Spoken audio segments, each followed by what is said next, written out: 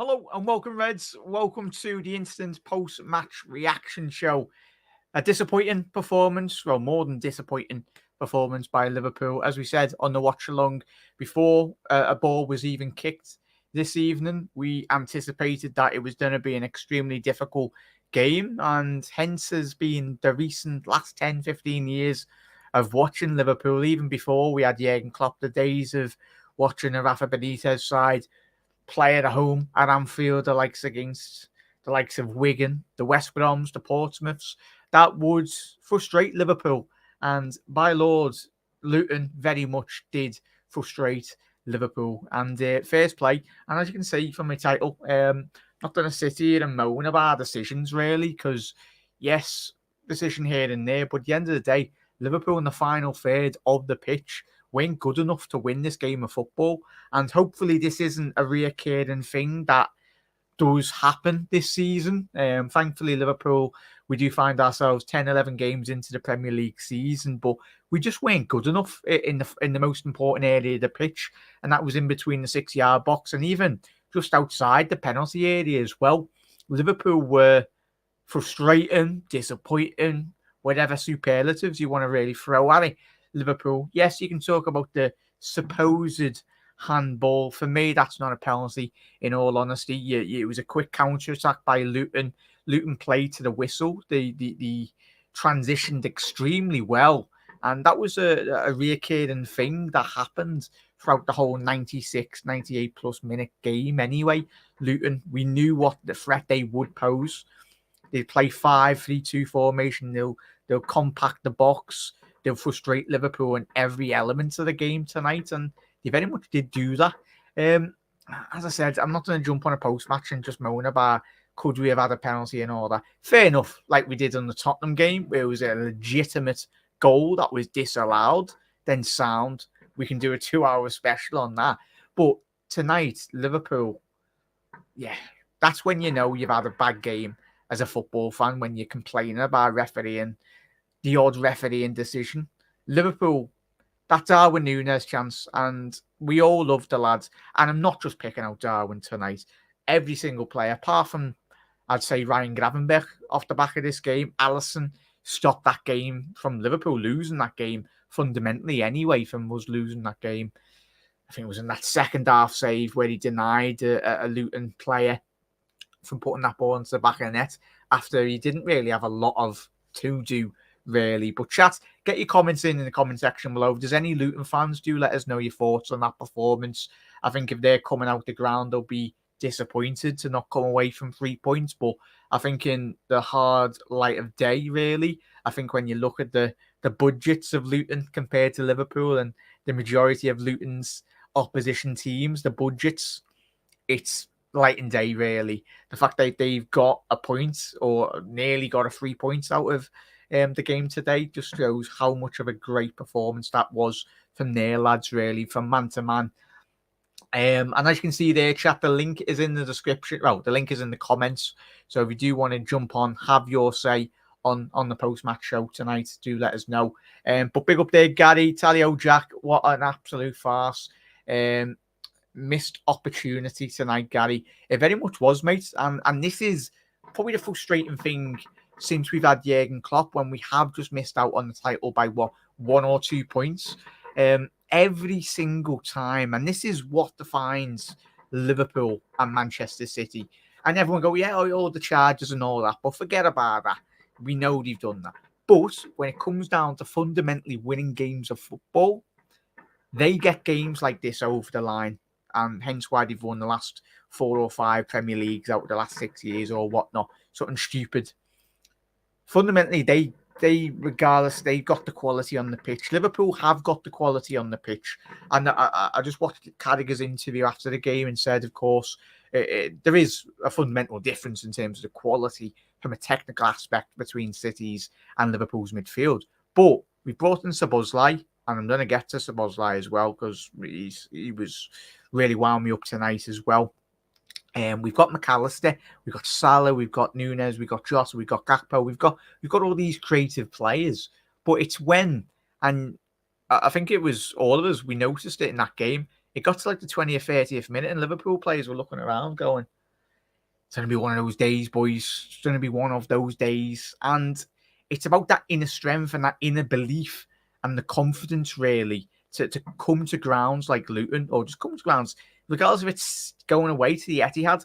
We're playing at the Etihad in a couple of weeks. And I bet you any money we play much better than that, because it's Man City. It's the big boys. We always turn up against the big boys.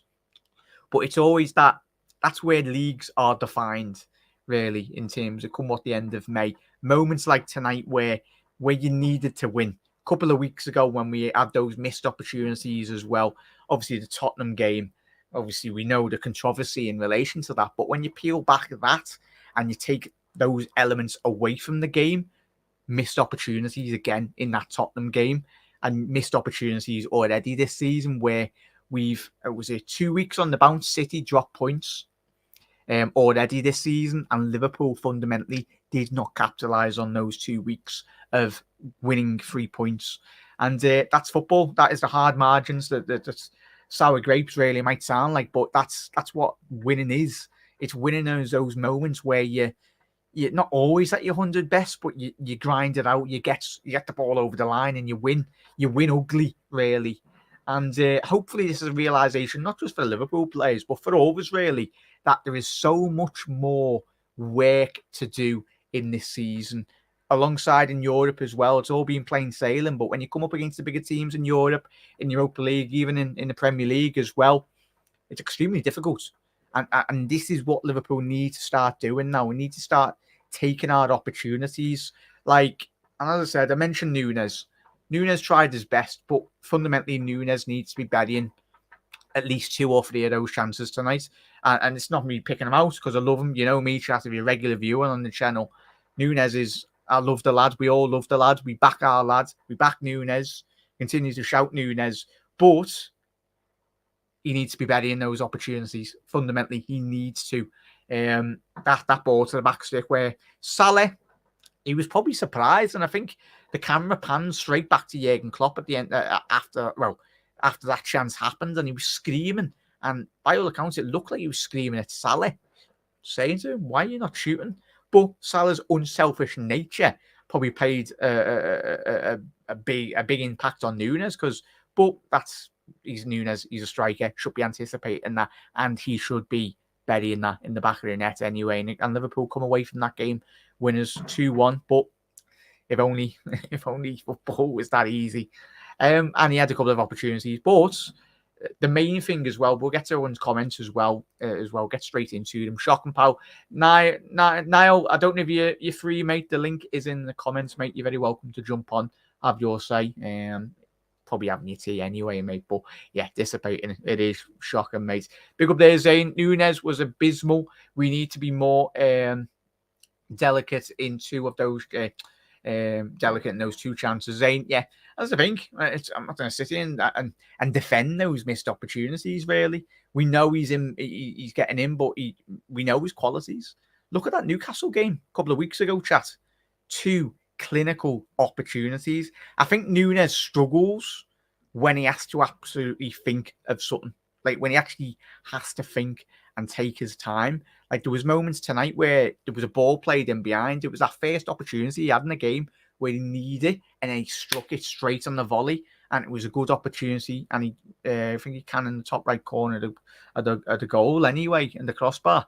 So yeah, Darwizzy, come on, lads, get your stuff together, really. Even though he's already been playing phenomenal for Liverpool so far, we know the goals and assist contributions in 90 minutes. It's fantastic, but he can do better. This Liverpool team can do better. Could have done better tonight.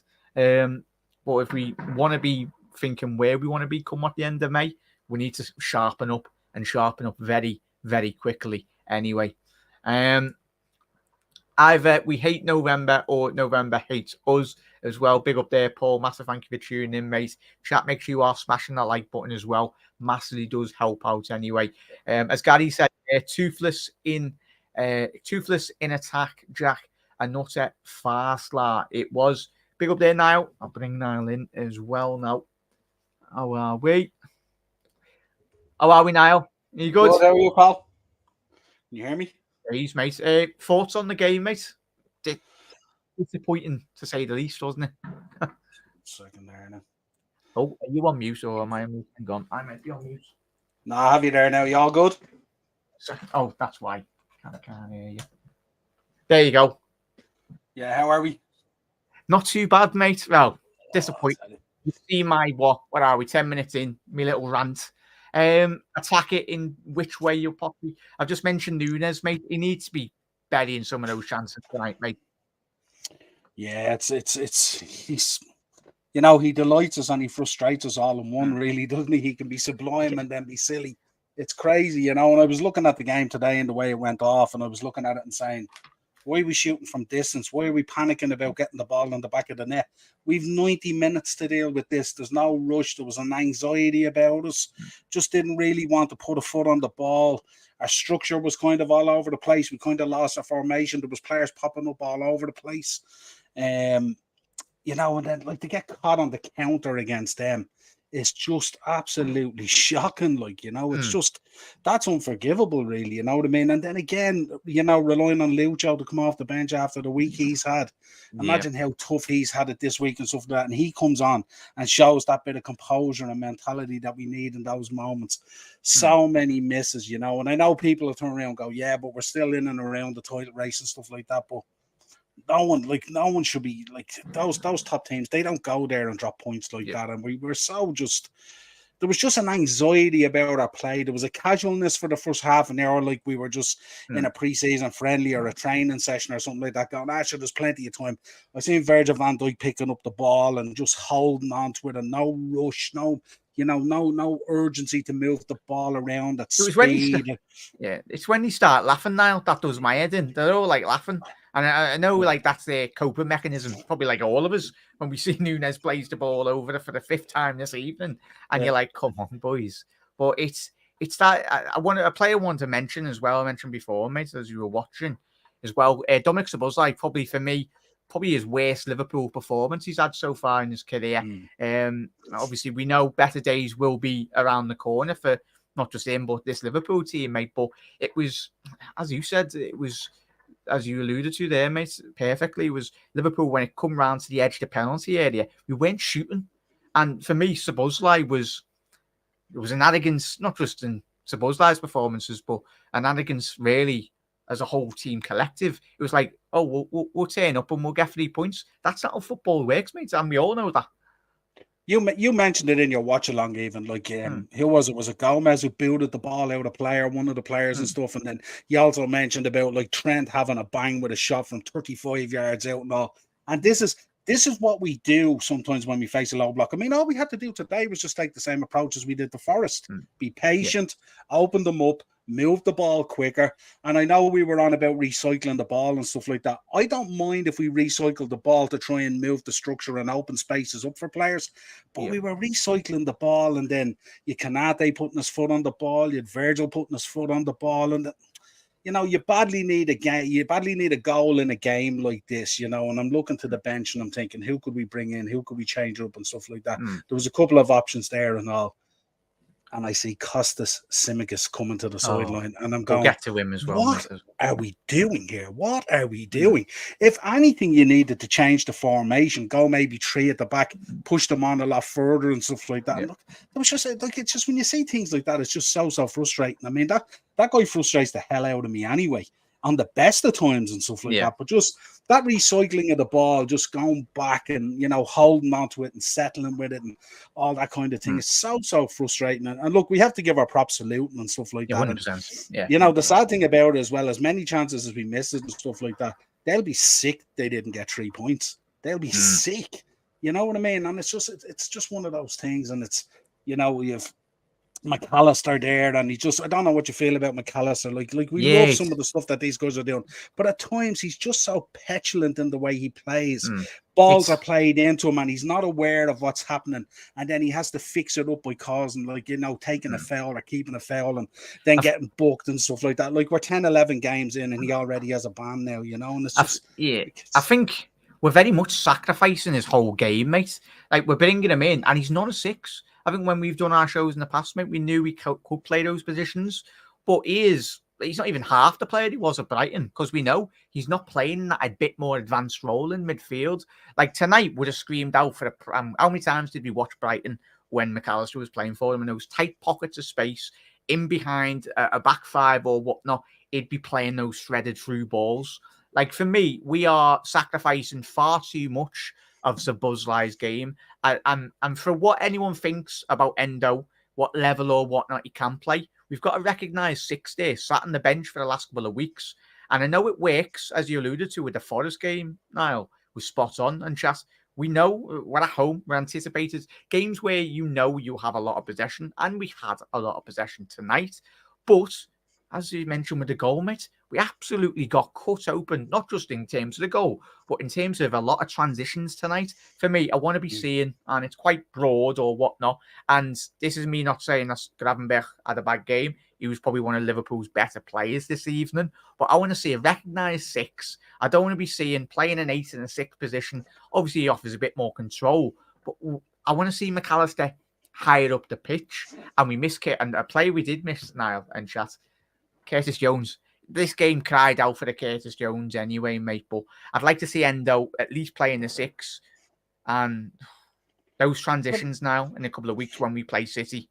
Pep Guardiola will be sat tonight licking his lips, and those City players going, oh, we'd fancy about, we'd scored about 6 or 7 on that counter-attack for Liverpool. Yeah, but as you said in the live, Jack, it's the arrogance as well. It's look, we looked at this and we said, we're popping down here nearly to a non-league team in a woeful ground steeped in history and all that kind of stuff. And we just didn't take it serious. We rocked up, we didn't take it serious. And what you're seeing tonight was you're seeing shades of what we seen last season, where we rock up the places with a casualness and an arrogance about us, and we don't put it to the sword and do what we should do. And it's so frustrating on Endo. What does Endo have to do to get picked in a 6? This was against Luton today. No disrespect to Luton at all. But if we have Endo sitting there in a 6 and McAllister released in an 8 with Dominic and all, it's a far better structure and stuff like that. And I mean, Endo, the last 2 games he's played in, he's had shouts for man of the match. So what's he doing wrong? What is he doing wrong that he doesn't want to be played? You know what I mean? And I'm being a shot. I don't know how you feel, mate, and chat, let us know. I want to mention it. Trent playing in this inverted role works for certain games, but there was no width at all from Liverpool tonight in terms of those wide areas. I think when we seen with Lucho coming on, we tried it with Costas, but I'm getting to him anyway. But he was basically playing for Luton as soon as he come on anyway, playing those balls backwards and all that.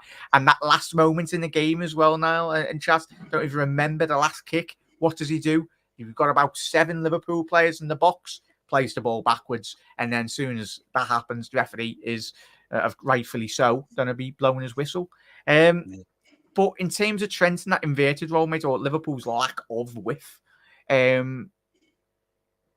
how do we change that? Is it, as you alluded to it, a change of formation, or is it a change of attitude, really? Because especially when you play such a team like Luton or any team that we've, like prime Portsmouth or a prime West Brom, when they'd rock up under Rafa Benitez as well, these are the games that frustrate the hell out of every single Liverpool supporter. But Niall and chat, no team's just going to open up for Liverpool and allow their back line to be absolutely decimated by Liverpool's creativity, mate. But what did Liverpool need to do better this evening now for you, mate? Is it a more width, or let us know? Yeah, well, it's the thing that we've abandoned and spoke about, Jack, me and Spider, loads of times. They've abandoned these overlapping runs that loads of other teams use against us and have lots of joy against us. Like you don't see Costas or Robbo anymore running outside of Luis Diaz or whoever's out on that side. Trent, for some reason now, just inverts into the midfield, thinks he's a central midfielder, and doesn't do any overlapping runs outside of Salah either, which we used to score so many goals from the way it used to open up. And we've seemed to abandon that, and then we've no width. And what happens is when you have such a compact midfield in there, like they absolutely put like 3-4 lads right in front of their back line. They tightened right up. They left one ready for the break. And what they do is they did what we did to Forest last week.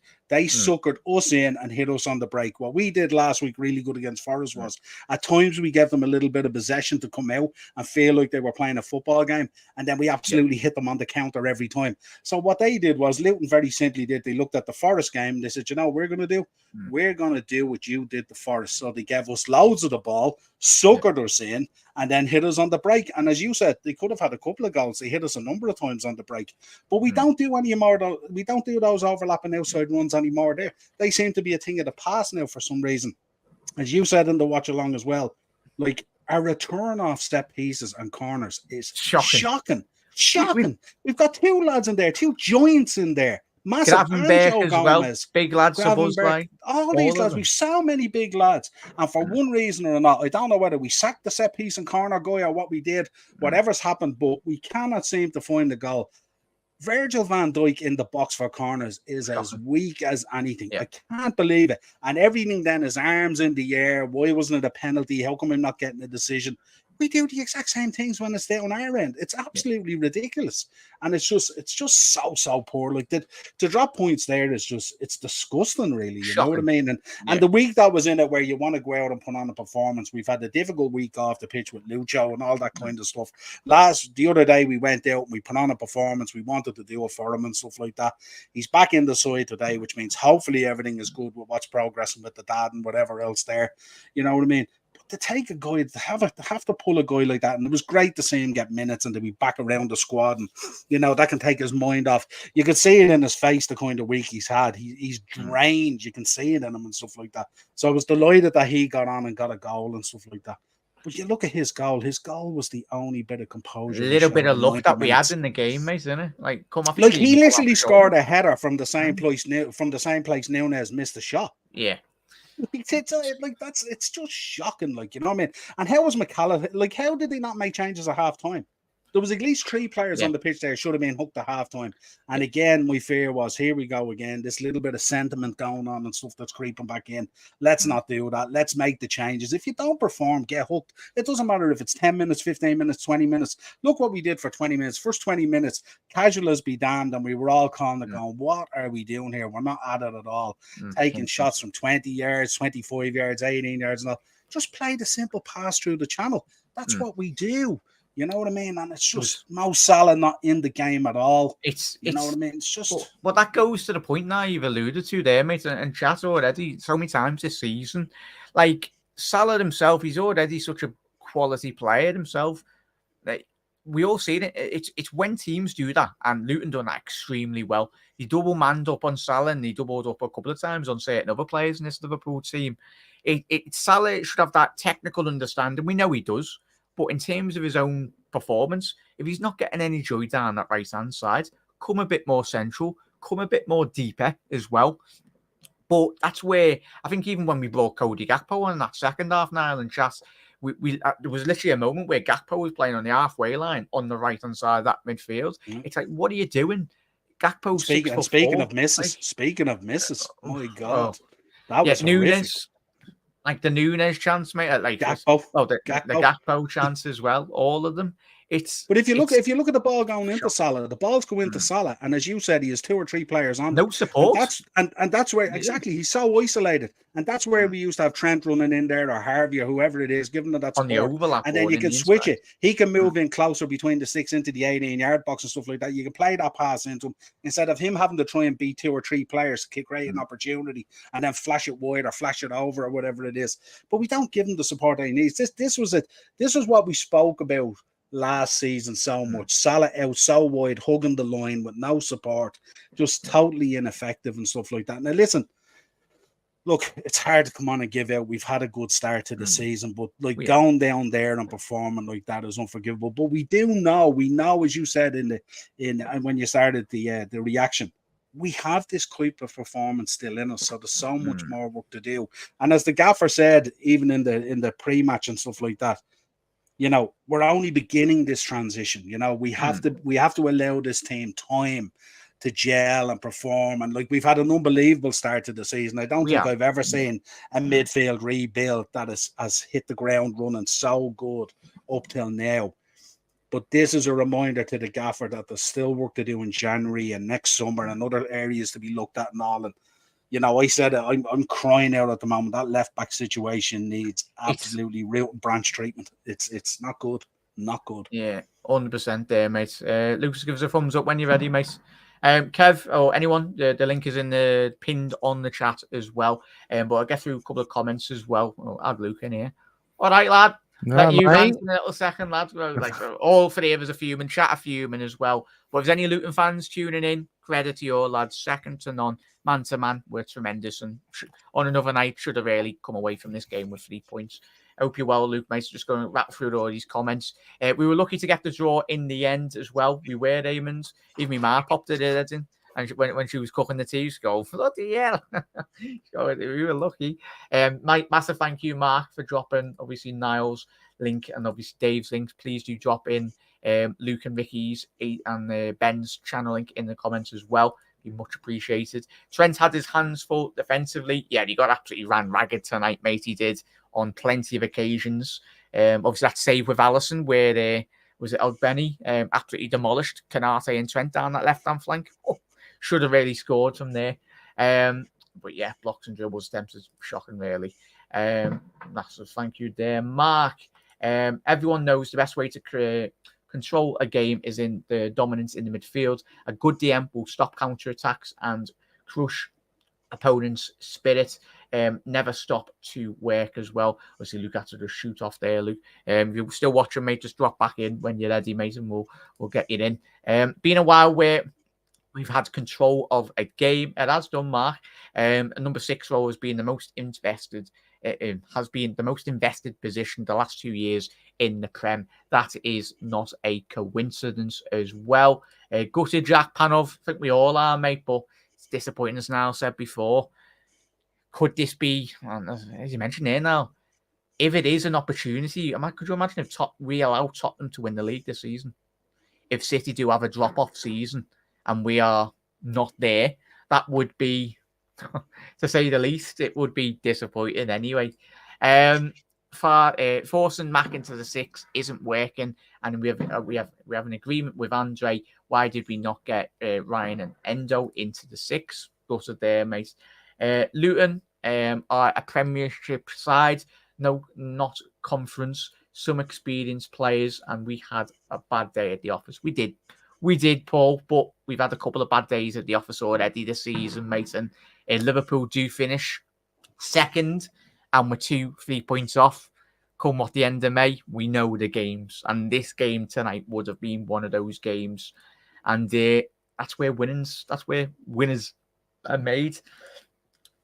It was a great point you've raised down that left-hand side, Niall, and we've done plenty of shows on yours and on my channel, mate, as well.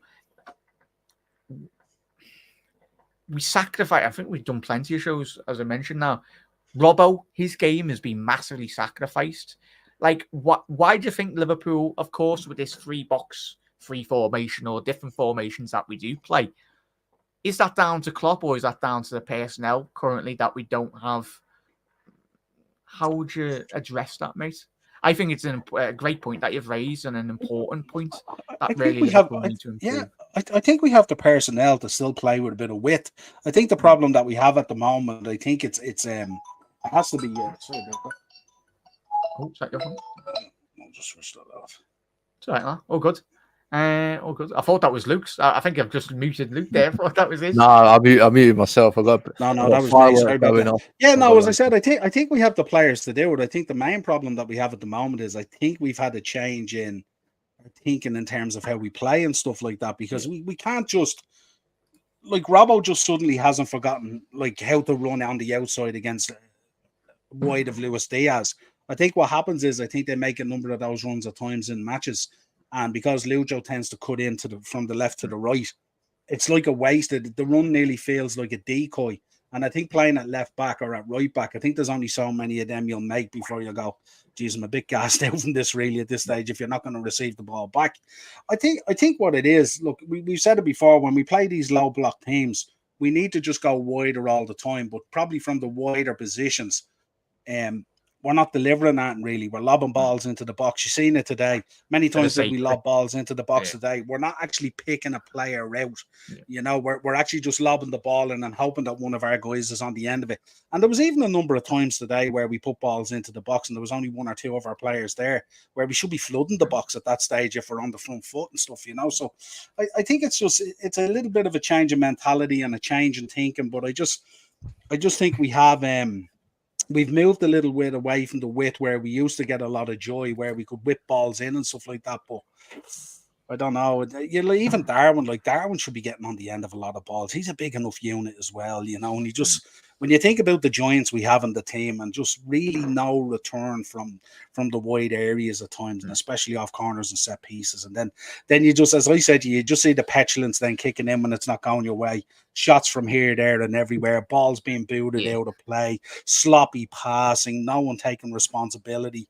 Slowing the game down. Like I think was it with 10 minutes to go or something, the ball was recycled into Virgil van Dijk, and he's just tapping the ball 2 taps ahead of him and stuff like that. Just so casual on the ball. We want to win the fucking game, Virgil. Get the ball going, will you? Whip it in there, make something happen. You know, but just so laid back, and it's so frustration on so many levels. Spot on, mate. Kev, hello.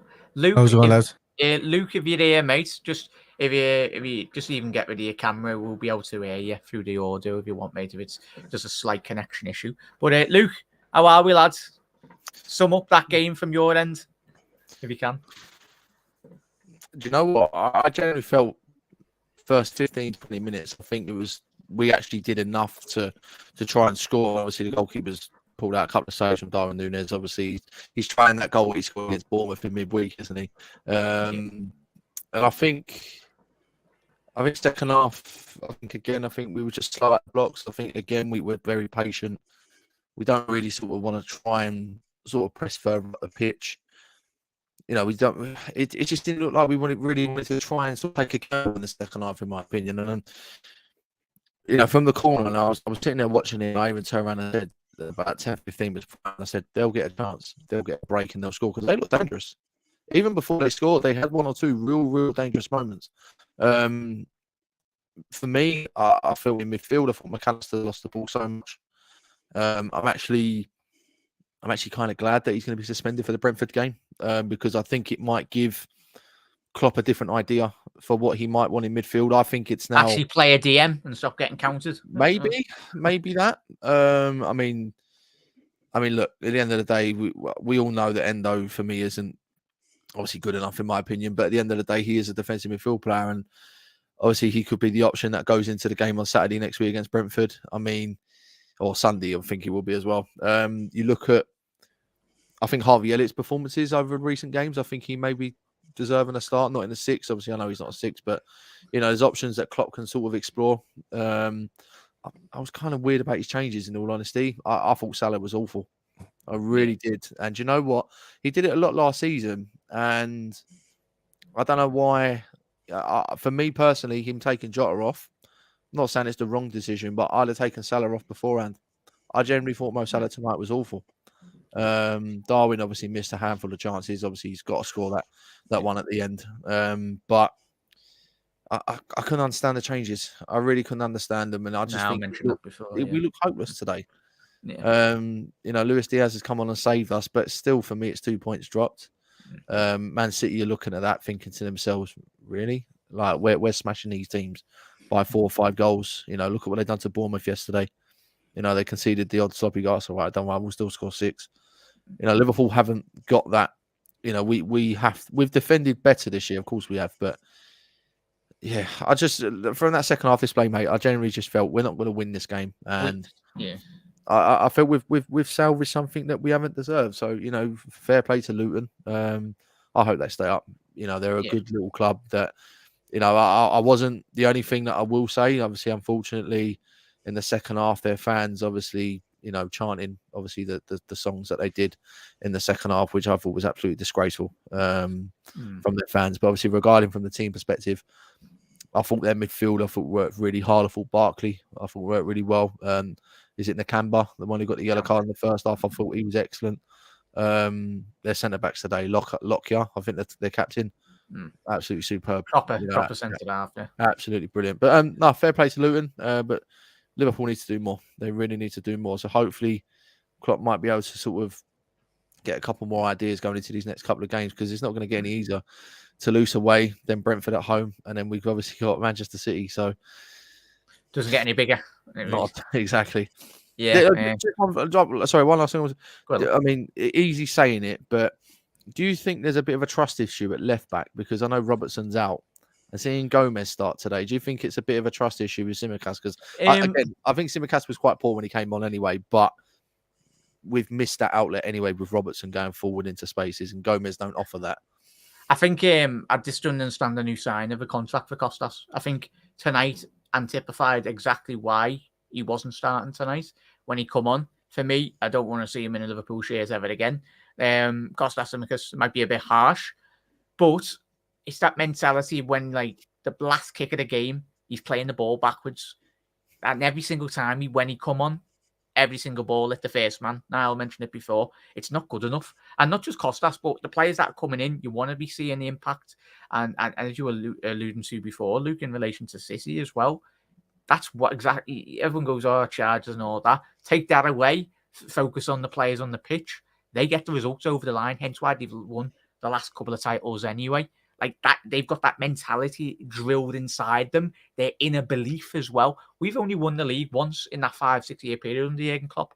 Like that 1 year where we had that mentality away at Villa Park, scored 2 goals in a matter of 5 minutes. We know this side can do that, but we do it in spells and not over a 38 game calendar season. That's where defines City and it defines Liverpool as well. People might mention the charges and all that, and yes, we know that hopefully one day they'll actually get penalised in the next 20 years at this stage. But yeah, that's they are different gravy when it comes to that. And obviously in relation to the chanting as well, I didn't hear anything in terms of, but if there was, it's very deeply disappointing, and hopefully it was it was halfway through the second half. Yeah, so if that is the case, obviously disappointing to hear, mate, and hopefully the Premier League have already have a strong stance them in the FA, but I'm pretty sure they will address that with probably his already statements. But disappointing from Luton considering, but that's not all Luton supporters as well. Obviously sections of their grounds, but disappointing. But Kev, summarise your disappointment from that game, mate, because there was plenty. I don't know if you're watching me and Niall, and obviously Luke, what he said as well coming on. Not good enough, really, was it? No, as regards the Luton fans and the Luton things like that, so they started chanting, then they kept chanting, and they chanted again, and they chanted again, and chanted again. Where was the good Luton fans then stopping them from doing it? You know, so I say, to be honest, feck Luton. I hope they go straight back down. Nothing got to do with the result today. That was disgusting, and it wasn't looked after well. Most of the teams that we've seen that happen, and I've actually seen a couple of Leicester players turn around to the fans and just say, "Don't do it."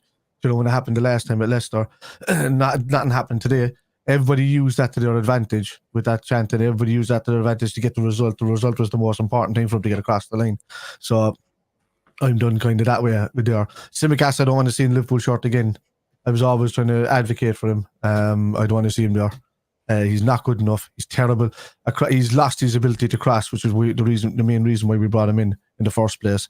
I think he's too busy living there. I'm playing for Liverpool, laddie da, sitting on the bench. Just vibing too much, mate. Yeah, he's vibing off the being in the club too much, and he's not doing his job very well.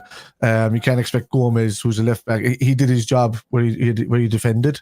You know, Ogbene had, you know, Trent for breakfast there a few times when he was going past him.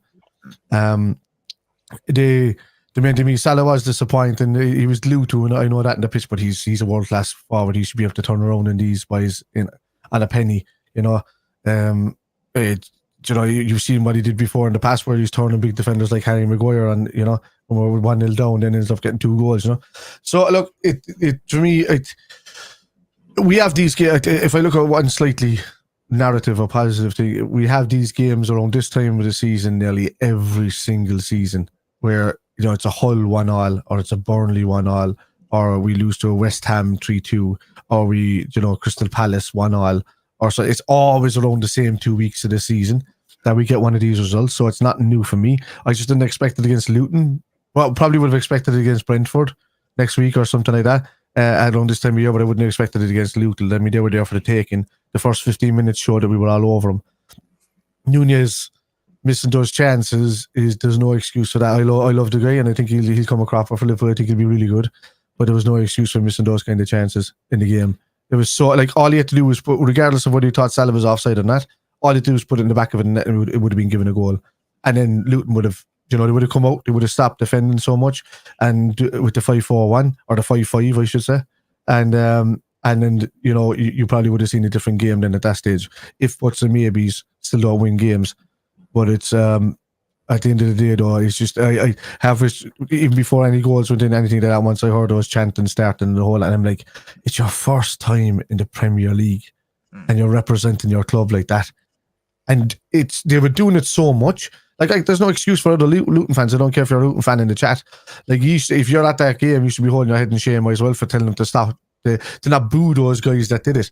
These fans should be booing the other fans that say these kind of chants and stop it entirely, because they know if they're embarrassed by their own fans, the rest of the world is already embarrassed for them. It's anonymity is what gets these guys away with it. They're not focused on. I think the cameras should be on it. The cameras should be right on their faces as they're doing it and pointing them all out who's doing it when they pick it up. Well, Sky as well, and the punditry team. He did, yeah. Carragher. He called it out. Carragher called it out. Yeah, he did. Yeah. I generally think responsibility to stamp that out themselves as well. Sky as a broadcaster. I generally think when it comes to it, though, I generally think like it's becoming. I mean, I'm not saying this because obviously it's happened to us today, but it happens to every team. Obviously, there's always, there's one chant for a particular team that obviously,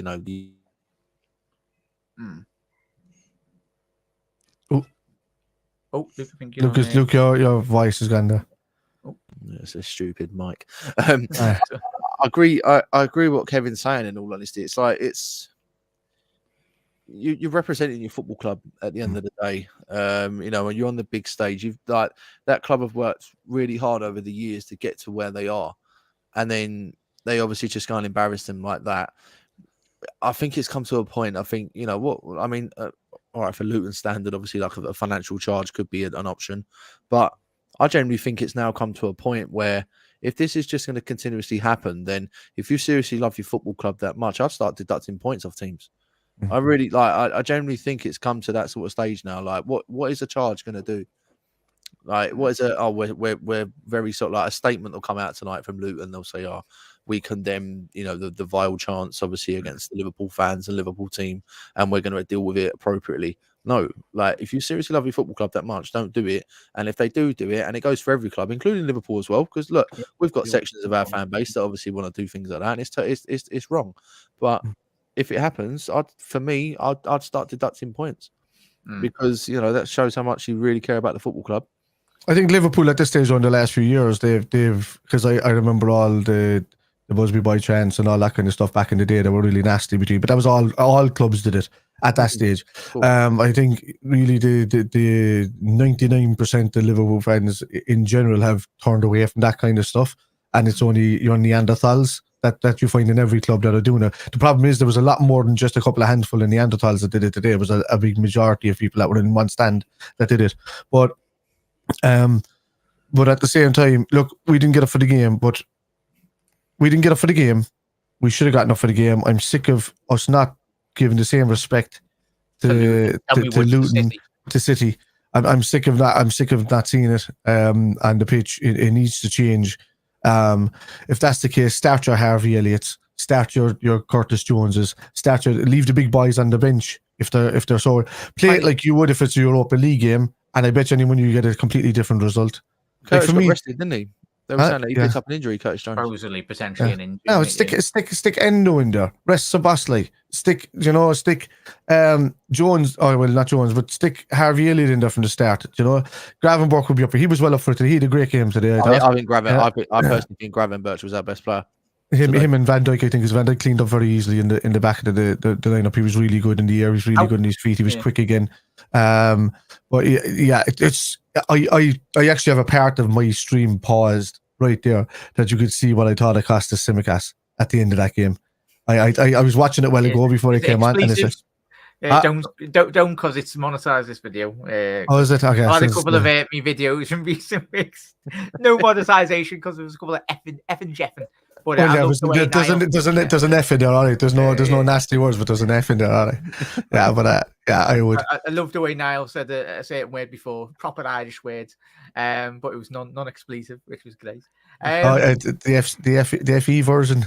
Yeah. Okay. Yeah, fucking, yeah, we can do that. That's all right. It's Father Jack style. That's water. That's before the watershed. Now we know what the workaround is. It's all good. Yeah, there you go. Yeah, but we're used to doing it anyway, man. So it'll find everybody else is going to find it hard to say the word fake. it was needed when we, I think, a lot of expletives after the Tottenham game. What was he doing? What was Simicast doing? Tippy toe, like Leos Diaz did all that work to win that ball back, get it up the line, chip it over to him. Over the lads, get him going. All he had to do was leg it and cross the ball at the last second to do it. Have you noticed along and then pass it back? Have you noticed with Simicast crossing as well? There was one where he got the ball and he had so much space and he played it behind.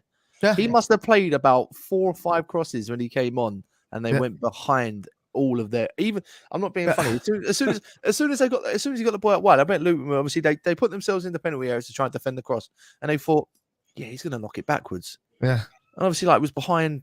Like I kept getting cut out. Yeah, and it was for a left back. His heat map must be the size of a pound coin. It's ridiculous. I was saying to Vicky lads last week on a video. I said he's getting up to those Alberto Moreno levels at this moment in time. The way he's playing, like for a lad that, as Kev alluded to before, we all like he started his career at Liverpool extremely well. He stopped doing exactly as you lads mentioned before in chat to what stood him out amongst the rest left backs tackling and crossing, like tackling and crossing, getting that ball forward. But that goes to a point that me and Niall were mentioning before, top of the show. Like we've come. Obviously, the change in formation does change certain elements the way you play, but it was especially games like this, even change formation. We've stopped delivering balls into the box. We've mentioned how many videos have we all done, all 4 of us, and everyone in comments where we mentioned it. Like Robbo. We've stifled his game and his creative side of his game shockingly. Like he doesn't get half as forward as he once did. Like I don't know if we need to go back to a 4-3-3 in certain games or even a 4-4-2. Put Lucho on the left like he did for Porto. Put Szoboszlai in that right central midfield role and actually play Trent in that right back position that we know he can play. But it's disappointing, lads. Now, I don't. Would you any? No, we'll go around the house as well in terms of what do Liverpool need to change fundamentally going into this next game, as Kevin Luke alluded to before. Would you like to see a bit more of rotation and certain players? Because for me, I'd like to see Szoboszlai not start the next game. I know that might be quite controversial, but when he's putting in performances, not just Szoboszlai, but certain players in his team tonight, the arrogance. It's all right, Szoboszlai coming out with interviews going, yeah, I don't want to win it all, lad. Well, you didn't show it tonight, did you, mate, that you wanted to win it all?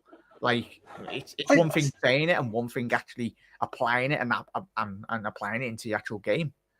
Yeah, I'm not too sure about the European game during the week and stuff like that. But for Brentford, what I would do is I think there's a lot of guys in there have a bit of making up to do and stuff like that, to be honest, after today. And I think maybe the gaffer will probably look at maybe potentially putting the same team in there. Like, when you look at Dominic and stuff like that, look, he's been sensational for us most of the season and stuff like that. And, you know, if you look at the game today, he was out of the game for most of the game. But, you know, the whole team had it. The whole team was a horror show today. Let's be honest. You know what I mean? He'll stick out because he's been so good. But overall, the team was really, really poor. There was a casualness that went into a panic, that went into an anxiety, and it just you know what I mean? It just fell asunder, and you know, we abandoned everything that we were about. We abandoned everything that we were so successful last week against Forest in terms of our patience and our build up and how we gave them the opportunity to come out to open up for us and stuff like that.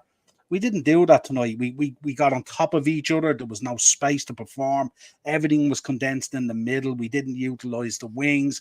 There was no change of kind of tactic, all that kind of thing. And it was just, I think, to be honest, next week, you know, I'd put them back in there again. There's a lot of making up to do and stuff like that. Like, I mean, who are you going to take out and put in? Okay, you could put Curtis in there. You could put, I'm not sure whether you might want to start Harvey in there against a team like Brentford, who are big and physical and stuff like that. That may or may not work out. But I think as well with Brentford as well. Brentford like to play football. They like to play a style of football as well.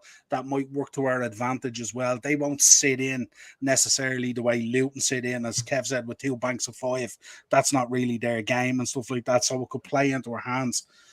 You know, looking at what we've done so far this season and stuff, yeah, there's issues in there that need to be addressed. But I think overall, you know, it was just a bad performance, a bad day at the office as well. You know, if you look at last week, I thought we were really experienced in the way we handled Forest, who tried to play a low block. And as I said tonight, what Luton did was they studied that game last week and they just reversed it on us. And we just didn't have. It's more in-game management that gets to me more so than starting, you know. I mean, I wasn't upset with the starting lineup today, really. Joe Gomez at left back was kind of a weird one, but I got it with Ogbene being in there and his speed, and he can be quite powerful. Maybe Joe would be a better option than Costas. Costas hasn't played well at all. I wasn't upset with that at all. I don't think anyone at the start of the game was upset really with the lineup. He's had a good season, Gomez, and he. Yeah, but I mean, that lineup as well, that lineup should have more than enough to be the Luton side, you know what I mean? It's just, a lot of it going out there is just attitude and, you know, just having that kind of, maybe it's that experience because we've a new midfield and there's a lot of younger players in there now. Maybe, you know, that experience just isn't fully there yet from when we're away from home, you know, as Luke alluded to with the chance and Kevin all and stuff like that. You know, if I'm a player on that pitch, if I'm a Trent Alexander-Arnold on that pitch and I hear those chants, I'm having a word with the lads on the pitch there and I'm saying, do you hear this? Do you hear this? We're going to sort this out once and for all. And they get on it and stuff like that. But what do we do when things don't quite go our way? We're like a snail. We go back into a shell and then it's everyone looking around and it's how did that happen and all that kind of thing. We've seen it all before, you know. Sometimes that weak mentality just comes through, you know. And look, we got out of there with a point. It's not the worst thing in the world. Poor performance. Chalk it down to a bad day away from home. And hopefully we can hit the ground running over the next 2 games going into the international break, and then it won't look too bad, to be honest. Looking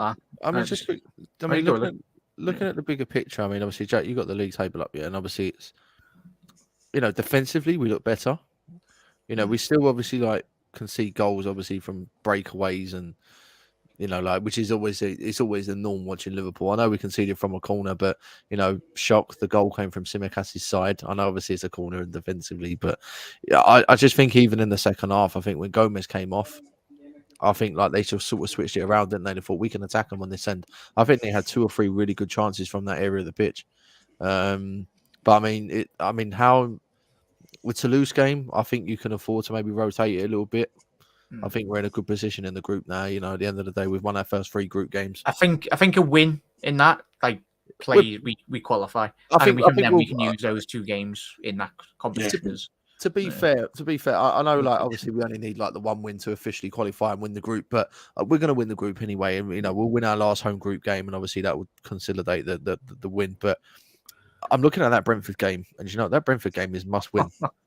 We cannot drop points against Brentford, because if we, I mean, don't get me wrong, if you'd have said to me at the start of the season, I know this is, you know, to be, obviously we're 3 points off top spot behind Manchester City. I know Tottenham play tomorrow.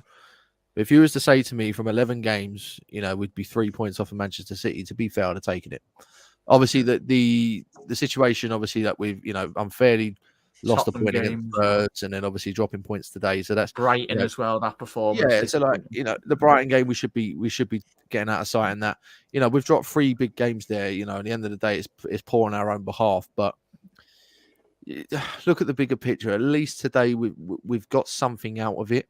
Like, you know, at the end of it, it could be a decent point in the end of it. Obviously, not tonight, it isn't. But at the end of the long run, you know, if we go within the next 10 games and we're still only 3 points or 2 points off the top, you're doing well. You know, we're doing all right. So, you know, Chelsea beat Spurs tomorrow night, then it's not been a disaster.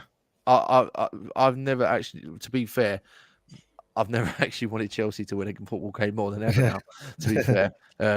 Just to keep that gap within 3 points to the top, really, isn't it? That's all you want, is just to keep within a game. You let it go any further than that. And We'll take the draw, so lads. We'll take the draw. The draw No, will you put us don't. too bad No, you either. don't. If you don't, We- Luke, if you don't want have Chelsea to. to win, we'll take the draw. That'll do us. At the end of the day, of course, I want Spurs to chop points regardless. Of course, I want Chelsea. Can't both teams lose? But Everyone just slam. No, we'll be all slamming our desks or the kitchen fridge come tomorrow evening. Like, oh my god, we've done it again. It's exciting. Sorry, Jack. It's exciting though, isn't it? I mean, look at obviously Man City are the winners this weekend. I mean, obviously Spurs haven't played yet, but Liverpool have dropped points, Arsenal have dropped points, Villa have dropped points. Does my head in. Really does all of our heads in. Like, and that's what winners do. You win and grind out results. Yeah. Liverpool been winners in the past, but not as successful as we wanted. Hopefully we do change it this season.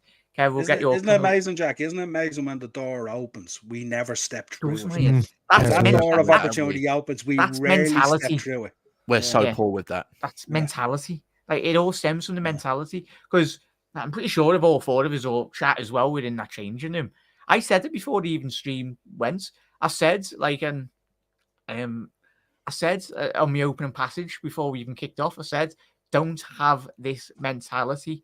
Luton will be a difficult game tonight, and of course, chat, you went quite bold with your score predictions as well, and I think I did with Luke and Ricky and Ben this week. I said a big scoring one, but as we said already tonight, it's one of those games that Liverpool, and as we found out in 98 minutes of games of football against Luton, that's football. That's the beauty of football in certain elements that it's not as easy, and beauty of the budget as well. If you take into comparison the budget of Luton Football Club, it's ridiculous. But Kev, we'll get to your Did you see closing it at the thoughts start as of the well. game, Jack?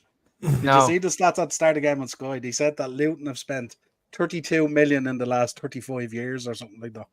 That's what they've spent compared That's to us. ridiculous. It's crazy. I'm pretty sure he spent like 5-10 million to get their ground up and running this season as well. So yeah, it's crazy. We'll get to Kev's closing points in a little second, mate. But as you can see there, everyone, as the lads have mentioned, Liverpool currently do find themselves third in the league, which, if you sit back and take a step back, as Luke alluded to before, it's good, but it could have been better.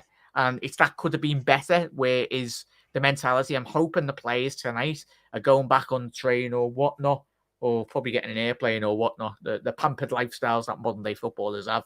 And they're disappointed. I hope they go into that Brentford game with this game in the back of their mind going, fuming, disappointed. And even if the likes of Szoboszlai, Kostas or players within this team, they shouldn't be expected to start every game, because that's what Pep does extremely well. Yes, we know the fraud that he is and the fraud that City are, but they bring in players, and no City player is content. They're always on their toes. Even the great Manchester United sides as well, with title winners, there's always rotation within great squads. Just because you play for Liverpool, you're not expected, and you might be a good player, but if you're not performing, then you shouldn't be starting anyway. And hopefully that is, we do improve. But quickly as well, Kev, to conclude, mate, going into the, obviously we'll speak about the Toulouse game midweek, but in terms of going into the big one, that is Brentford. By Lord, I've seen Brentford come to Anfield. Very fortunate to see Brentford on a couple of occasions since he's come into the Premier League. Thomas Frank, I love him as a manager. Hope he gets a big opportunity. No respect to Brentford, but in terms of the bigger teams with a bigger budget, I think he'll do extremely well. And he speaks extremely well about Liverpool as well. He's a top coach, top manager as well. And his Brentford side play extremely good football. And they are, for me and all of us, they're always Liverpool's bogey team. What do Liverpool need to do? Closing point, mate. You've got the floor is yours going into that game, mate, because any changes, rotation or whatnot. Well, yeah, I guess it's get some gas out there. I'd rather play Luke. I'd rather play Chambers at left back. I thought you were going to say play Luke. I thought you were going to play. No. Luke, Even Luke, yeah. At this stage, it's not good enough. Look, if Endo is going to play the game, right? I think next week because of that. But where you would play him is a different story. You play him as an inverted left back because he can play that position, and can you move it where you can drop in the same as Trent, and then play more attack-minded players that can also drop back in front of him, like your Gravenbert, your Sabosleys, your Elliots that can drop around in that park in Battlefield. I would do that. The main thing that's coming up as well, you have to realise, lads, Chelsea have a big say in this, starting from tomorrow night, and then pretty much on I think it's the same by next Sunday. So like Chelsea's next 2 games are Spurs tomorrow night and Man City next week. So Chelsea have an opportunity to pull themselves back into like the top 4 chance by bringing themselves up to 18 points, which is still a mountain behind us, 2 or 3 games behind us, but and slow them up. So if they've got to say in this yet over the next couple of weeks, in the before the break, the international break, and that will put them in good stead before they're when they come back. But look, for Brentford, they can play well and they can turn up and they can't turn up. The main thing is they're 100% going to go as a counter-attacking team. They won't be as defensive as Luton today, but they will look to break whenever they get the chance. They'll try and get off them more all the time. I need to see more from the lads with regards intensity, with regards. I'd like to see them in panic mode from the first second of the game, because if they're in panic mode from the first second of the game, they have to react and not think. And if they react and not think, they're already at the right mindset. Then they can start thinking later as they're reacting. There's that notion as well, Kev, you're spot on there. Like we've seen it for months. It takes Liverpool to go behind, like it has done for months for Liverpool, and that goes to the systemic mentality as well within the squad. Like that it's ingrained in their mind for some reason that they haven't got that mentality. We know they can, but as Niall said, it is a young squad, and hopefully this is where they learn, and hopefully they learn quite quick as well, mate. Though. Yeah. I don't think we have the opportunity anymore. I think other teams are getting stronger in the league now, and we don't have the opportunity to drop off as much as we did last season. Arsenal have improved, although the result yesterday didn't kind of show that. And lucky Arteta as well, by the way, with those comments. And hypocrite. But Manchester City, even when they drop off, they're still better than most of the teams in the league. So even if they've drop offs, you have to catch them when they drop off. We didn't. They lost 2 games in a row there, about 3 or 4 games ago, and and they're due like a draw or something. It's not often. City are like us. They're more of a team that can go 15, 16 games unbeaten in the second half of the season, but you can catch them early on in the season, and that's when we need these kind of games to work in our favour. Spurs have improved immensely under Postecoglou. I mean, they haven't lost yet this season, right? And the only unbeaten should have against us. And they should have, yeah, in fairness. And we've lost 1 game in there in the League Cup. It was the League Cup, okay. So look, and is Newcastle the same? No, we beat Newcastle. What am I saying? And Arteta's comments. We've been the Arteta's best team to come to Newcastle. Hang on, you're forgetting our result a couple of weeks ago. Yeah, I think it was, sorry to interrupt. There was, I can't remember who the commentator was last night, but someone said, I'm sure they said it.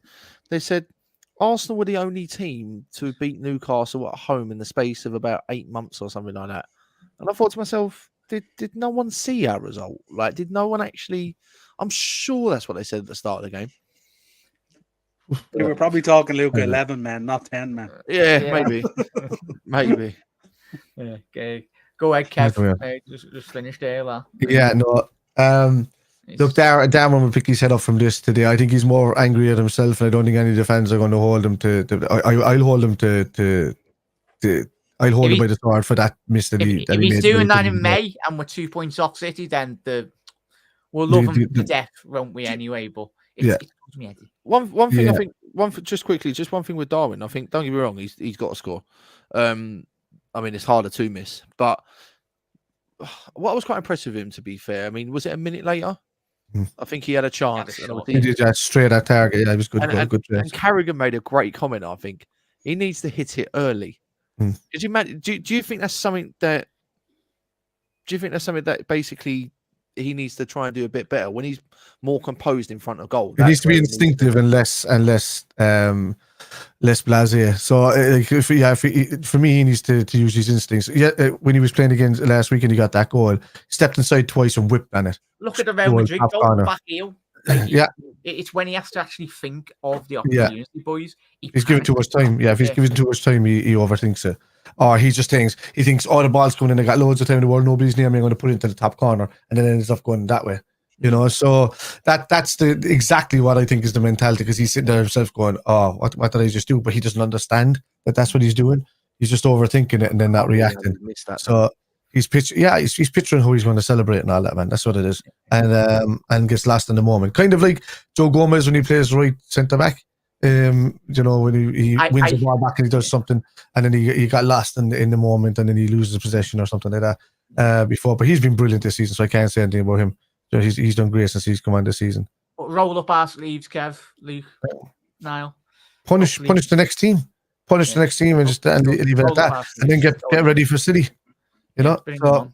And I think that would be a statement as well, though, lads, if we can. But we'll cross that bridge when we come to it. But if we don't play a DM that night, we're going to get absolutely rolled over. I'll tell you that now. But big up, lads, and a massive thank you. I've got a roast waiting downstairs, so I'm going to have to hurry up before they get murdered. Scran. Yeah, so some scran lad from the mother.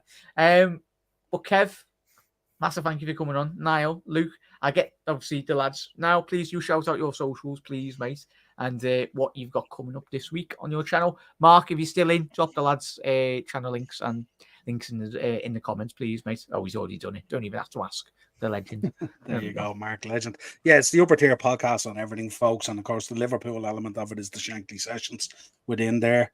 Tomorrow we'll do the Monday mashup. It's a review of all the weekend's action. Wednesday, we do a pro wrestling show, Pro Wrestling Weekly, our other fun kind of show and stuff like that. And then Thursday, we do Thursday Tier Talk, where we preview all the Premier League action coming up for the weekend. That's kind of what's on the agenda this week, unless something else pops up. Happy days, lad. Massive thank you for coming on, mate. Always appreciated.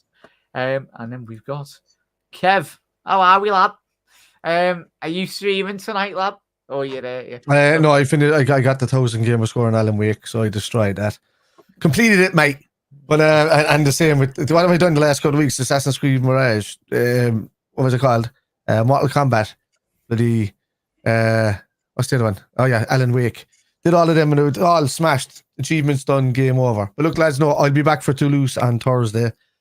And you'll find me on Spider LFC on YouTube. You'll find me at Spider LFC on Facebook. For the gaming, you'll find me at Irish Spider Guy on YouTube and Twitch and just Spider on Facebook. You'll find me there. I'll be gaming most nights. We're going to be doing multi-streams fairly soon. I think Tom is getting involved as well now. So yeah, I was going to say Kev's on OnlyNans as well. I don't know. OnlyNans. Wayne Rooney's the top. Yeah, as I would say, yeah, Wayne Rooney he slid into my DMs and sent me the link. So he's getting that. That why he's struggling at Birmingham. Yeah, you got to win. He beat Ipswich. Wayne Rooney. Oh, did he? Yeah. Yeah. Happy days. Well, that's where you can find Kev. Luke, where can we find you and the lads? Yeah, it's been trying to get a few more shows out. To be fair, I've been so caught up. Like, obviously, I do. So obviously my goalkeeper coaching and obviously a few other bits and bobs. Obviously, I'm trying to find some time to do a few more shows. But obviously, yeah, thank you, Mark. Obviously, putting it in the comments section. 892 Reds TV. Still on our little road to 1,000 subscribers. We're nearly there. So yeah, obviously, if you haven't already, come and check us out. And yeah, I'm going to check out a few of the guys' channels during the week as well. Do like the wrestling channel, wrestling talk on a Wednesday though. To be fair, yeah, I was a bit. Obviously, I'm devastated about the results last night. Obviously, I love the Yellow Knight pop at the moment, but I mean, hopefully better and better things. Obviously, towards the start of next year. Hopefully, we can have some wrestling training for Liverpool in the penalty area. That should be good to see Van Dijk and Ebu and Gravenberch. The big 6'4", 6'5" plus players we've got on our team. Get your heads on the ball, boys. And Luke's doing a charity fight pretty soon, aren't you, Luke? Oh yeah, shout out that as well, please. Can't wait. Yeah, I actually paid a tenner just to watch him get the head kicked off him. I see the comment. I was like, you see the comment, yeah. I only do that. Yeah. When was the Paul Smith fight? He seemed to do well, did he? Paul Smith, is it? Last night was it last night? He was fighting. Oh, did he? It was last night, I think it was, on Friday. In Manchester or something, wasn't it? Yeah. But Luke, obviously, you've got a very important cause. Please reach out and where. Yeah. The link will be in the description as well, chat. So please do show your support. I know you can do, but yeah, go. Yeah. So of course, obviously, my fight's next month. It's Friday, December the 8th. It's my last one because my missus will kill me if I do it again. Literally, she'll probably get in the ring and beat me up. Basically, obviously, yeah. So obviously, I've decided to do it one more time, just because I'm raising money for a charity called the Brain Charity. Obviously, focuses a lot on obviously people that have had, brain injuries. For example, like my dad a few months ago had a brain aneurysm. Fortunately, touch wood, he's still with us. He's back home now, which is really good news. But of course, obviously, like the charity that I'm raising for also aims at, for those people to also have like aftercare as well, obviously, and to also help around the family as well regarding mental health issues and loads of different sort of avenues around it. So I've decided to take a few more shots for charity for one more time to step in. Hopefully get the W. Hopefully I will. And yeah, as I said, obviously, Kev's obviously made a donation as well. So obviously, if you'd like to make a donation to the charity page, obviously it's very highly appreciated. And obviously, when the fight comes about, obviously I will let people know if they do want to watch it as well. Obviously, I'll let you all know in due course.